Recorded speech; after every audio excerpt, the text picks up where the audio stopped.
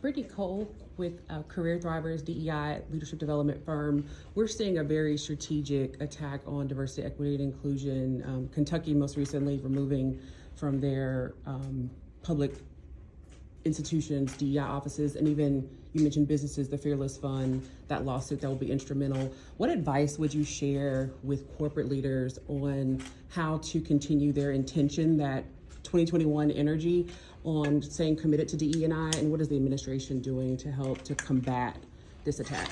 And I think that one of the things we all feared was that the spout of activism that happened after the murder of George Floyd would be a moment, not a movement.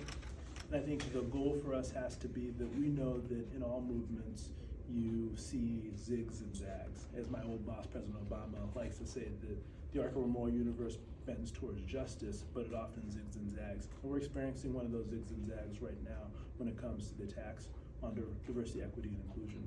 The reason I remain hopeful is not only because it's the right thing to do to make sure you're creating opportunities in these communities, but it makes also a great deal of economic sense for these companies, because ultimately people, black people, brown people in this country are their customers, are their clients, are the people they're here to serve. And just in the same way that I just mentioned that I'm recruiting more diverse people to work in the Treasury Department, they need more diverse people to work in their companies.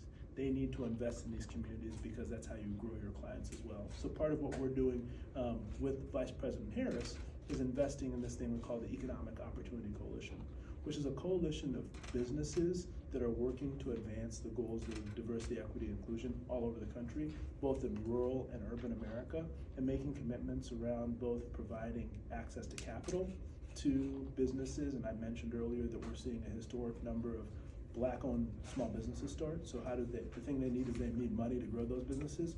And companies like Wells Fargo, who is behind me here, to the Googles of the world, to companies large and small over the country, are making commitments to providing access to that capital.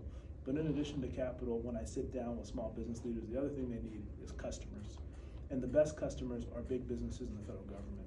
The President and Vice President made a commitment that 15% of our procurement spend, which is a huge amount for the federal government, is going to go towards small businesses, run by women, and traditionally marginalized communities. But we're also getting large companies to make that commitment as well, to build out that ecosystem. So a big piece for me is making sure that we're creating this table in the federal government and celebrating the success.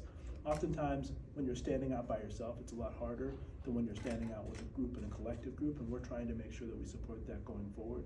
Just a few weeks ago, Vice President Harris and I both were in North Carolina, where we got to announce that the federal government's providing $32 million to diverse-led venture capital firms, which is being supported by a $60 million commitment by those firms to make that into a $90 million commitment from diverse firms that are going to go into the North Carolina ecosystem to help support small businesses that need access not just to loans, but also to equity.